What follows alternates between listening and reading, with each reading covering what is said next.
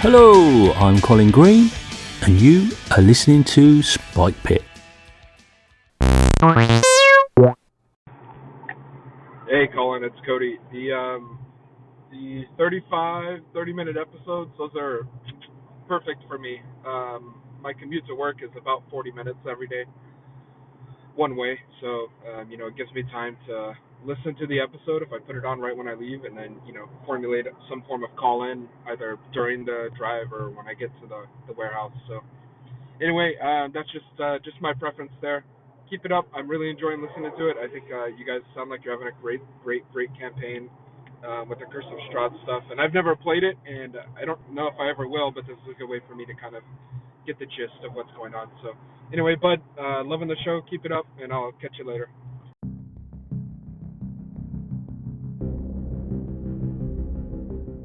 A much appreciated calling from Cody there. Very fitting, I think, for the Mysterious Cody M to be calling in to this most mysterious of episodes. I'm going to dedicate it then to my old buddy. This one is for you, Cody. Thanks for the vote of confidence. I'm glad you're enjoying the show. We pick up with our heroes continuing their investigation at Vallaki, starting to pull a few of the loose threads together, and we find Biff at a goods yard, hearing some strange animal-like sounds, and all will be revealed. Now, also, I think this episode is an interesting example of how our group plays. I think there's one role in the whole session of half an hour in this episode, I should say, and I don't think there is ever very many roles, and really we seem to do quite a lot of investigating. The rules, I find, have really gone out of the way for us in Barovia and our adventure so far. That suits me fine. In fact, the main contribution that they have made is really during the process of levelling up and character generation. So we form our characters using the rules. But in terms of play, if there's not much combat going on, they really take a back seat. So it's probably why I'm not that fussy about what I actually do play. Anyway, hope you enjoy.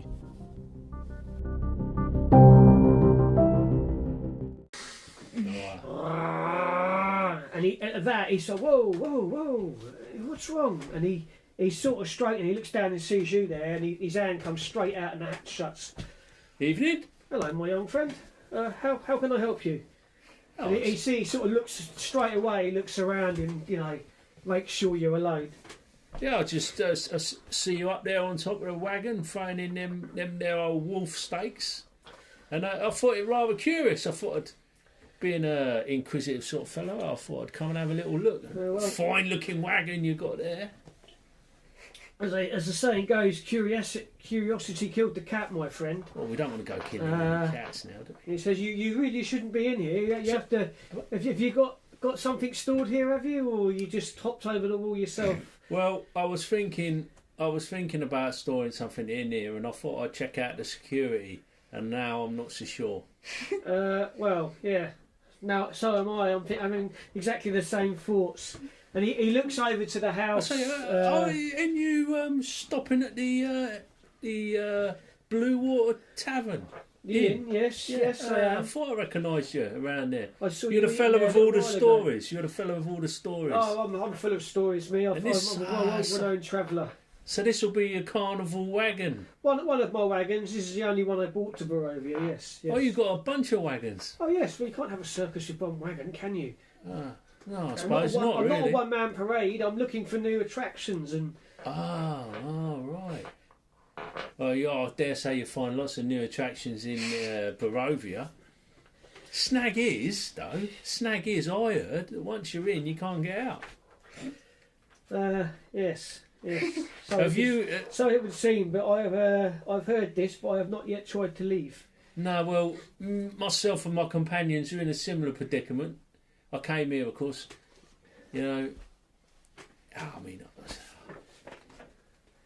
I like to build up my part with the locals a little bit. Fancy myself as a bit of a hero and an adventurer type. I want to put in a good, build up the reputation of the halfling folk. I think we've not got much of a presence in Barovia, and I'm trying to create a good impression, but I don't know. It might be a bit of a wasted effort, if I'm honest. Well, for my own part, I wouldn't consider Barovia a travelling destination. No. Not somewhere you want to go, somewhere you want to leave. Yeah, I'm having second thoughts about it now. But we had come to try and lift this curse off this devil type character, but I don't know, you're a well-travelled man, you know about all these things. I think we may have, I'm not embarrassed to admit that we may have bitten off a little bit more than we can chew. Chew being the word. Yeah, it was an unfortunate pun not intended. Well, I do realise that I may be trapped here. Yeah. You got any ideas springing to mind as to how you might get out?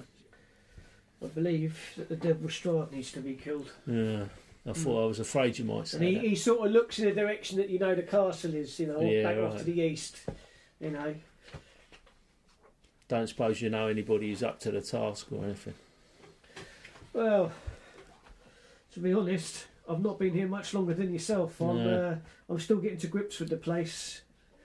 I'm hoping someone else will take care of it so I can leave. I don't see myself getting too many attractions. No.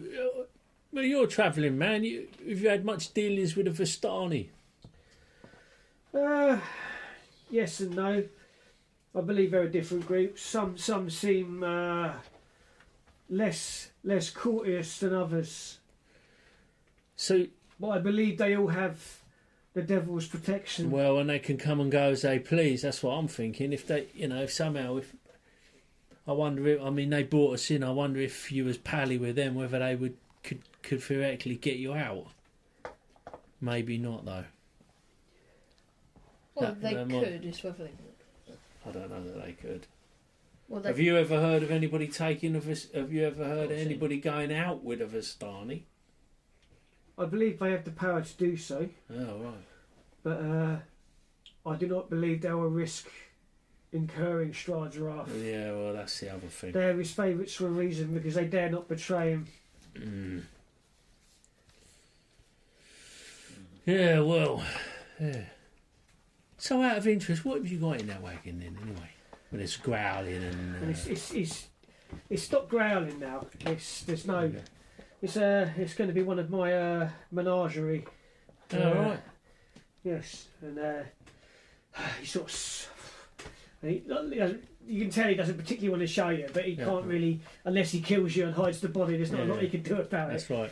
But you've seen Biff chatting away to him now, and you've seen him just sort of resigned shrug, and he slides down off the roof, and he opens up the hatch and goes, "Take a look, take a look." Right, I'll have we'll get a bit closer, but we won't get. I'll have a peek round. I'm pretty good with the old animals and stuff like that. What have I got?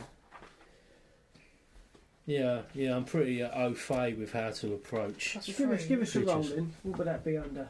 So is that I've got animal handling? Animal handling. Yeah.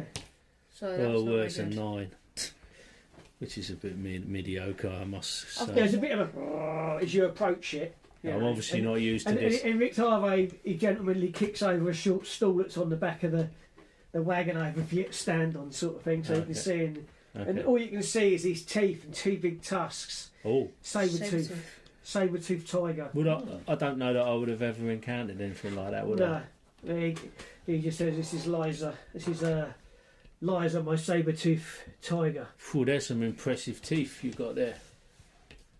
Liza. She sort of growls and he says, "It's okay, Liza, it's okay." And it sort of quiets down. He just sort of sits there watching you. The ears twitch a bit. When it hears a noise, it does the whole sort of radar thing that cats do when they hear something but don't particularly want to look. Yeah. So, if you don't mind me asking, where did you find Liza then? I've had Liza for quite a while. She's travelled with me for a while. I'd normally let her out and she could run free around the wagon, but I can't really do that inside a town. People wouldn't understand, especially in a place like this. What was this geezer? What was the guy's first name we were looking for? Rudolph. Rudolph. So this is interesting. Now, what did we quiz him? I'm trying to think what we quizzed him about before. I asked him. Did he know? Heard of the guy. And then we found a wagon which matched the description that the Vistani had given us. To him. None of us have got it. I think there's some magic afoot here. I think he's disguising himself. Well, no, he could You just also be- notice, Yeah, because he don't make. besides being a big saber-toothed tiger, Yeah. you do notice it appears to be wearing some sort of metal armour around Armour. his body. Yeah. Oh, bloody hell. That costs a fair amount. It's more like there's a strap over its back, but you can see where its chest is, and its belly definitely seems to have some sort of breastplate or half plate covering its front. Okay. Yeah, that arsehole one. It seems to sort of seem a bit disinterested in you now, and it sort of paces around. It's quite tight in there. You know, animal hand. You know this is too small to keep it in really long term. And when we originally visited, was it the daytime or the night time again? It was daytime the first time we visited. And there was still a creature in it. Yeah. It was still sort of sunlight and you were heading up to the church. Well, one of these characters has got to be Rudolph. It's whether this cat is somehow I think Rudolph. it's just him. I mean, he's just changed his No, name. but how could this? That seems Yeah, quite, but quite he a doesn't coincidence. fit the description. It So seems- he's He's a either. half elf as well. Yeah, it Yeah, seems it's quite like a me. coincidence that there's a half-elf driver of this same wagon. Or it is because there's multiple caravans Yeah. of the similar, because it's a circus and there are multiple caravans, and he's driving one of them and Rudolph's driving another one. But Anyway, and he's sort of wiping No, his but hands on Rudolph's this not a tissue driver. now. This So Liza, yeah. beyond Liza, another wagon. So From you there might be different wagons. you've been with Liza for a while, but where was you travelling when you found her? Lustria. Lustria, eh? Where's that then? Oh, my friend, far across the sea, off to the west. Oh, not a place I've heard of. Hot, very hot, and the sun. And this dreary place almost makes me miss the sun. The heat can be unbearable, and humidity. Oh, you'll never sweat. You'll never sweat like you will in Lustria. I'll never complain about the weather in Turk's Hamlet ever again once I get out of here. It's like a virtual paradise compared to this foggy place. God, my stomach's grumbling. That's the sound of the wagon moving with this saber-toothed tiger. Anyway, he says, look, I trust you won't let the town know what's in here. I don't want Liza getting hurt, and I do come at night sometimes when it's quiet, and I let her out for a short spell to stretch her legs. But These folk round here are way too suspicious, and they wouldn't. I don't suppose they'd take kindly. backwards as well, I feel. Yeah, well, your secret's safe with me. Well, Yeah. much obliged, and he sort of flips you a gold piece. Ah, no, there'd be no need for that, and I'll flip it back. He catches it, and it disappears like a magic trick, and it's gone again. Ooh, nice. Anyway, he says, I feel like I must go and see Blinksy now, just to keep up the story. But now you know who the stakes are for. But the apples are, in fact, for his monkey. I gave him the monkey. It was another of my travelling companions, but he seemed depressed, and the monkey seemed to cheer him up. So I was happy to part with the little thing. Well, now you mentioned Blinksy, I was going to meet up with a couple of my associates after checking out this yard, and I actually got a little bit of business with Blinksy myself. Really? That's a nice enough fellow. Yeah. He's Calls himself the Wizard of Tiny Wonders. the Wizard of Tiny Wonders. Yeah, he's a toy maker, if I'm right in thinking. Oh yes. Well, I believe he's the only toy maker in all Barovia. Besides the villagers, rag dolls that they make out of straw. Well, what's he like with visitors? Will he be all right if us calling in on him? Oh, I'm sure. Yes, I'm going up there now. If you want to come with me. Well, that's most kind. Yeah, I'll tag along then if you don't mind.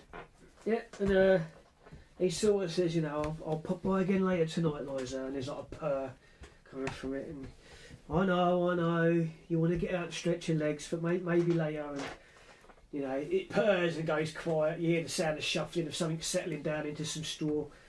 And, you know, he walks back and he pulls his key out and then looks at you and then just jumps over the wall instead of opening the gate. Yeah, so Liza keeps... well, you've got a clad in armour there. Are you expecting a bit of trouble? Or? Oh, it's all part of the act. All part of the act. Oh. Yeah, you know, the fighting saber tiger of Far Lustria. Yes. Oh, I see. Yeah, he says, my horse that pulls the wagon is in the stable at the inn. Oh, as is ours. Yeah, not quite as I believe grand. I've seen it. A mighty steed indeed. Well, you know, my companion couldn't really stretch to anything more impressive. Yeah, because we fired all your crap. Yeah. So as we're leaving, I'll be like casting my eye around to see if I can spot whether my companions have like followed us. Well, you can stay. You're sort of walking back towards them now in a way. I don't know how you guys want to react to. Oh no, we just act casual, but we won't try and run off or anything. We just stand our ground, sort of thing. I want to just wait for him to come to you. Yeah, we'd just be chatting. Yeah, and you sort of walk up parallel. I don't know if Biff wants to throw out a hello. Or yeah, I'll just like wave at them. Hey, over here. Just chatting with this gentleman. We're headed over to Blinks's. He's going to take us there. Oh yes, the famous toy maker. Indeed. That we heard of. The Wizard of Tiny Wonders. The Wizard of Tiny Wonders, no less. Yes, it almost slipped my mind completely. Yeah, he walks you back and she's not on there. One moment. He leads you back to the town. So I've just bloody lost it. Haven't I? The job list is getting longer, faster than we can make it shorter. It's already getting longer. Well, it's one of these houses here. This is the square as well. Oh yeah. It's more of a teardrop. But it's one of these houses along here. You see the sign, Binks's Toys. It's after there's a knock on the door. He tries a hand and the it's locked. And he knock. Who's there? It is I, Victavo. I bought some apples to Piccolo. Oh, grand. And you hear the sound of shuffling inside. And did we take the doll? Did we what? Did we take the doll or leave it? She was still holding it. She was holding it. Right. She let you look at it, and then she took it back before you left. Yeah. Okay. Anyway, you see this sort of fellow, and he's got this little monkey on his shoulder. Oh, yeah. And he sort of opens, my friend, and he sort of grasps Victavo's hand. It's nice of you to come. I've got a little bottle of wine if you fancy a drink. And he goes, it's only like his little mini ones you might get at a festival. Things. Yeah, it's like almost like a shot each. Or then ones you get on the airplane. And he suddenly obviously sees you three stood behind him. Can I help you, gentlemen? Maybe. Well, business never ceases. I can't afford to turn away custom. Times are tough. What would you like? A doll? Something mechanical? A jack in the box? And he seems quite eager. Before you've even set foot in the shop, he's throwing choices at you. Gut's gonna be looking around amazed at everything because he's like Gut's basically just a big child really, and he's just looking at all, he's looking at all the toys. He's like, whoa. On display are a few of his creations. As you you're probably going to have to sort of squeeze through the door. It's not a big door, and it is quite a tight shop. And then the monkey's running around, and it sort of takes a toy off the shelf and waves at Blinks. He's like, no, Piccolo, put it back, and he's come, and it settles back on his shoulder. And you see a headless doll that comes with a sack of attachable heads, including one with its eyes and mouth stitched shut. Oh, nice. A miniature gallows, complete with a trapdoor and a weighted hangman. These are kids' toys. God just goes. The female. Are they all macabre toys? Are they? It's looking that way. A wooden string mobile of hanging backs with flapping wings. So That's kind of cool, to be fair. A working headsman that chops off its victims. A set of wooden nesting dolls. The smaller each one gets, the older it gets, until the innermost doll is a mummified corpse. Only 9 coppers, my friend. Only 9 coppers. Oh, I've got rakes on. This is coming out. Welcome, friends, to the House of Blinksy. It's like a well-rehearsed I'm buying a shop where happiness and smiles can be bought at bargain prices. Perhaps you know a little child in need of a joy, a little toy for a girl or boy. And he's, and the monkey sort of starts turning this box. It's going. I'll have a look at the symbols dolls. Inside. Is it a doll selection? Do you gentlemen know any dolls, kids that need traumatising?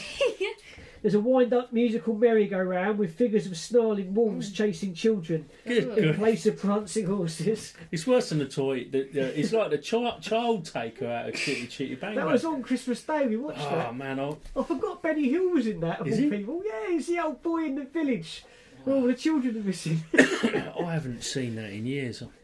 Well, I hadn't. I was sort of captivated because I was always haunting memories of being a kid coming back and it being a bit scary. Yeah, that toy, the child catcher guy, is just like epically nasty.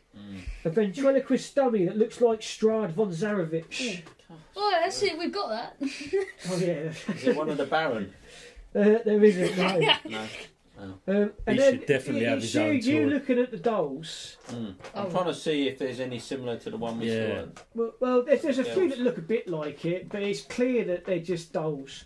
But then you find one, and your first thought is, that looks like Irina.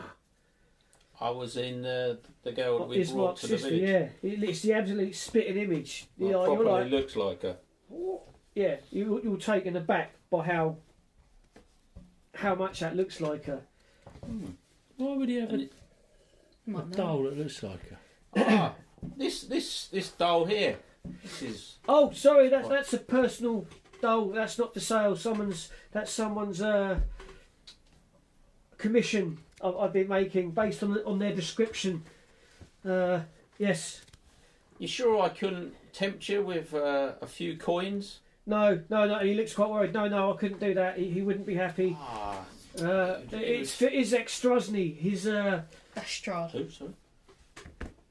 He's been having dreams of his long lost sister, and he's been gives me descriptions and drawings, and I've been trying to make him a perfect doll.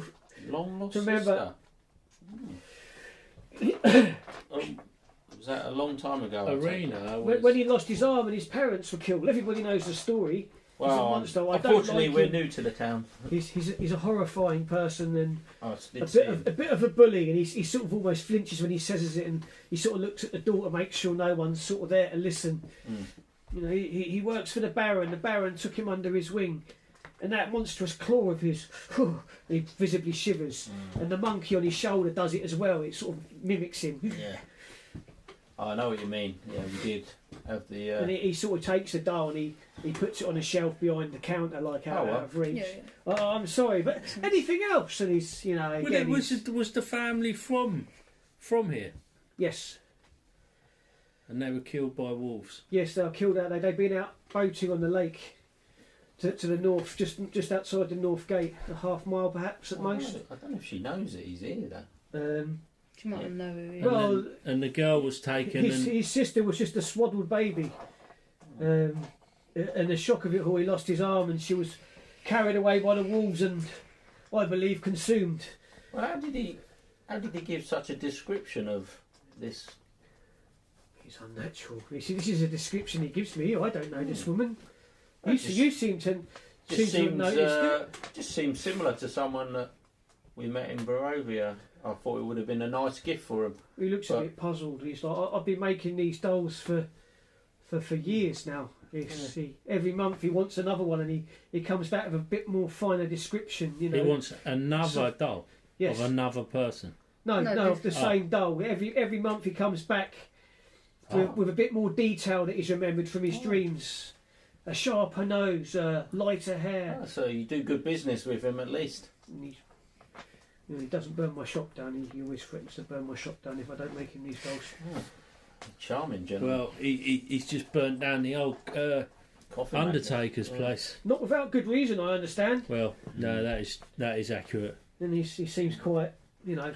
Yeah. And Rick Tarvo's just sort of stood there in the doorway listening to all this, but he's like he's heard it all before, and he's in the process of cutting up this apple into little slices, and you know he starts throwing it at the monkey, and it catches him. And interesting. Do you ever travel to Barovia?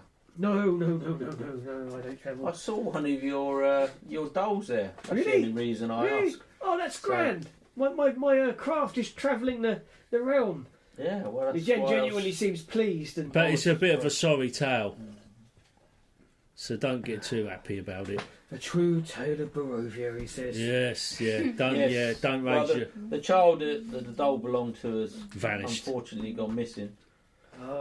And that's why I asked if you'd been to Barovia. You might have remembered the child. No. Sometimes people will travel that way. Sometimes I can convince the wine sellers to you know, when they stop here, I can, for a few coppers, they will transport goods there, and they can be sold from the stores there.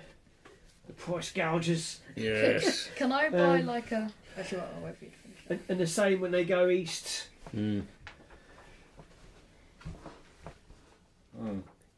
Interesting. So no other dolls stand out then, other than that one? No, it's just this one particular doll. There's like you're all like, effort and God, time put into it's it. eerie. It's eerie how you know, and he shows you an 8-pad with the description.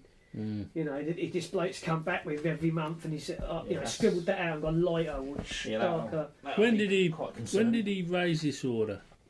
Quite recently. This is in the last 2 weeks. I've spent, you know, every night I've been tweaking with this, trying to get it to his exact specifics. Does he pay, or does he just threaten? He doesn't pay. He just, you know, it's like protection. Yeah, he just requires it.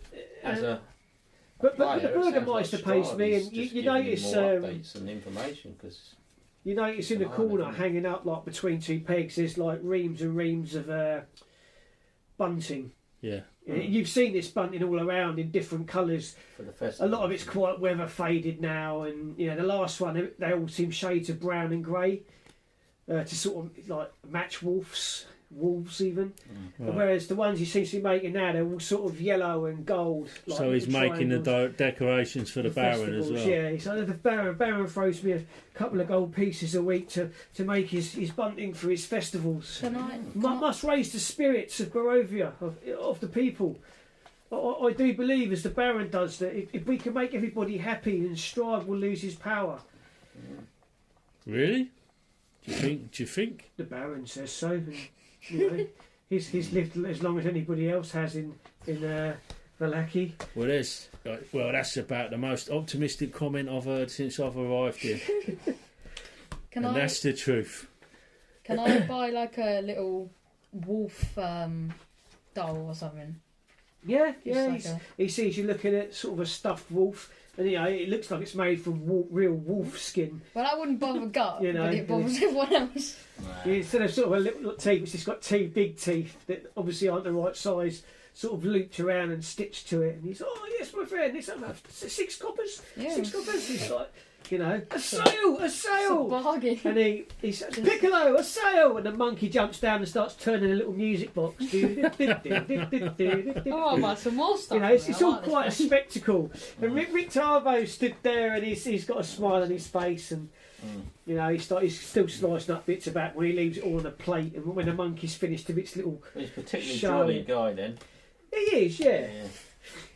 But as Rick Tarvo said to Biff, that he, you know, until he gave him the monkey, he was quite sort of down and depressed, and now he feels cheered up. You know, he's been happy for the last few weeks, and well, that's good. And a bit of, you know, companionship and talking. You don't get any sort of evil tones off him or anything. It's just his toys that are getting the evil tones off. Getting this sinister voodoo vibe.